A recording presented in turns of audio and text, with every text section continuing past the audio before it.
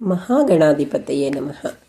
ಓಂ ಅಜ್ಞಾನತಿಮಿರಾಂಧಸ್ಯ ಜ್ಞಾನಾಂಜನಶಲಾಕಯ ಚಕ್ಷುರುನ್ಮಿಲಿತಂ ಯೇನ ತಸ್ಮೈ ಶ್ರೀ ಗುರವೇ ನಮಃ. ಜ್ಞಾನವೆಂಬ ದಿವಿಟಿಗೆಯನ್ನು ಬೆಳಗಿಸಿ ಅಜ್ಞಾನವೆಂಬ ಅಂಧಕಾರದಿಂದ ಕುರುಡನಾಗಿದ್ದ ನನ್ನ ಕಣ್ಣುಗಳನ್ನು ತೆರೆಸಿದ ಗುರುದೇವರಿಗೆ ನನ್ನ ಗೌರವಪೂರ್ವಕ ನಮನೆಗಳು. ಶ್ರೀಮದ್ ಭಗವದ್ಗೀತೆ ಅಧ್ಯಾಯ 6 ಧ್ಯಾನ ಯೋಗದಿಂದ ಶ್ಲೋಕಗಳು ಮತ್ತು ಅದರ ಅರ್ಥ. ಶ್ಲೋಕ 19. ಯಥಾ ದೀಪೋ ನಿವಾತಸ್ಥೋ ನೇಗಂತೆ ಸೋಪಮಾ ಸ್ಮೃತ ಯೋಗಿನೋ ಯತಚಿತ್ತಸ್ಯ ಯುಂಜತೋ ಯೋಗಮಾತ್ಮನಃ. ಅರ್ಥ: ನಿರ್ವಾತ ಪ್ರದೇಶದಲ್ಲಿ ಹೇಗೆ ದೀಪದ ಜ್ವಾಲೆಯು ಅಲುಗಾಡದೆ ಇರುತ್ತದೋ ಹಾಗೆ ಯೋಗಿಯ ಮನಸ್ಸು ಎಂದೂ ತನ್ನ ಏಕಾಗ್ರತೆಯಲ್ಲಿ ಅಲುಗಾಡದೆ ನಿಶ್ಚಲವಾಗಿರುತ್ತದೆ.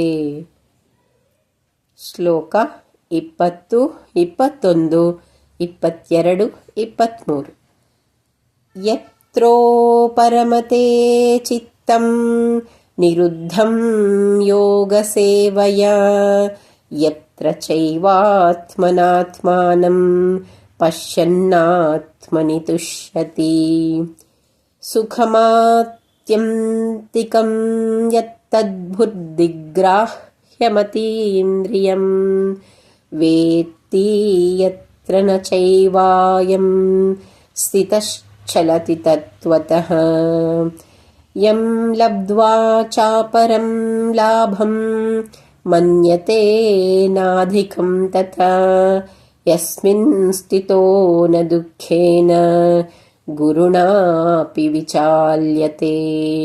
ತಂ ವಿದ್ಯಾತ್ ದುಃಖ ಸಂಯೋಗ ವಿಯೋಗಂ ಯೋಗ ಸಂಜ್ಞಿತಂ ಸ ನಿಶ್ಚಯೇನ ಯೋಕ್ತವ್ಯೋ ಯೋಗೋ ನಿರ್ವಿಣ್ಣ ಚೇತಸಃ. ಅರ್ಥ: ಯೋಗಾಭ್ಯಾಸದಿಂದ ಯಾವಾಗ ಮನಸ್ಸು ಸಂಯಮ ಮತ್ತು ಶಾಂತಿಪೂರ್ಣವಾಗಿರುತ್ತದೋ ಆಗ ಅದು ಪ್ರಾಪಂಚಿಕ ಬಯಕೆಗಳಿಗೆ ನಿರ್ಲಿಪ್ತವಾಗಿರುತ್ತದೆ. ಹಾಗಾಗಿ ಒಬ್ಬನು ಆತ್ಮನನ್ನು ಗ್ರಹಿಸಬಹುದು ಮತ್ತು ಆನಂದವನ್ನು ಹೊಂದಬಹುದು. ಭೌತಿಕ ಇಂದ್ರಿಯಗಳ ವ್ಯಾಪ್ತಿಗೆ ಮೀರಿದ ಮತ್ತು ಬುದ್ಧಿಯ ಮೂಲಕ ಗಳಿಸಬಹುದಾದ ನಿರಂತರ ಆನಂದದ ನೆಲೆಯಲ್ಲಿ ಸ್ಥಿತನಾಗಿದ್ದು ಅವನು ಎಂದೂ ನೈಜತೆಯಿಂದ ವಿಚಲಿತನಾಗಲಾರ. ಈ ಸ್ಥಿತಿಯನ್ನು ಹೊಂದಿದ್ದು ಒಬ್ಬನು ಇದಕ್ಕಿಂತ ಮಿಗಿಲಾದದ್ದು ಏನೂ ಇಲ್ಲ ಎಂದು ಪರಿಗಣಿಸುತ್ತಾ ಅತ್ಯಂತ ದೊಡ್ಡ ಪ್ರಕೋಪಗಳ ಮಧ್ಯೆಯೂ ಕೂಡ ವಿಚಲಿತನಾಗದೇ ಇರುತ್ತಾನೆ. ಎಲ್ಲ ಕ್ಲೇಶಗಳು ವಿನಾಶ ಹೊಂದಿರುವಂತಹ ಈ ಸ್ಥಿತಿಯಲ್ಲಿರುವುದೇ ಯೋಗ ಎಂದು ನೀನು ತಿಳಿಯತಕ್ಕದ್ದು. ಶ್ಲೋಕ 24. ಸಂಕಲ್ಪ ಪ್ರಭವಾನ್ ಕಾಮನ್ ಸ್ತಕ್ತ್ವಾ ಸರ್ವಾನಶೇಷತಃ ಮನಸೈವೇಂದ್ರಿಯಗ್ರಾಮಂ ವಿನಿಯಮ್ಯ ಸಮಂತತಃ.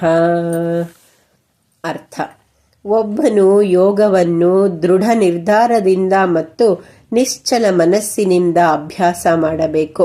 ಯೋಗಾಭ್ಯಾಸವನ್ನು ಮಾಡಲು ಒಬ್ಬನು ಐಹಿಕ ಕಾಮನೆಗಳನ್ನುಂಟು ಮಾಡುವ ಯೋಚನೆಗಳನ್ನು ತ್ಯಜಿಸಬೇಕು ಮತ್ತು ಮನಸ್ಸನ್ನು ಉಪಯೋಗಿಸಿ ಇಂದ್ರಿಯ ವಿಷಯಗಳಿಂದ ಇಂದ್ರಿಯಗಳನ್ನು ಹಿಂದೆಗೆದುಕೊಳ್ಳಬೇಕು.